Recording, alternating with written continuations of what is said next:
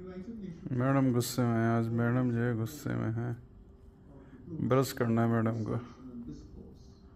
इनकी मम्मी नहीं है, अकेली है बेचारी, बहुत छोटी सी है, अभी दूध भी पीना नहीं आता इनको।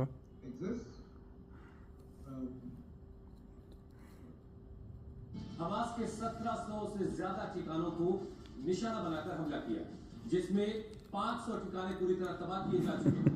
इस्राइल के एयरफोर्स ने बाकायदा इसका वीडियो भी जारी किया है। इस्राइली एयरफोर्स पिछले करीब 48 घंटे से लगातार गाजा पट्टी में हमास को निशाना बना रही है। गाजा पट्टी में हर तरफ धुआं उठता दिख रहा है। इन तस्वीरों को आप देखिए,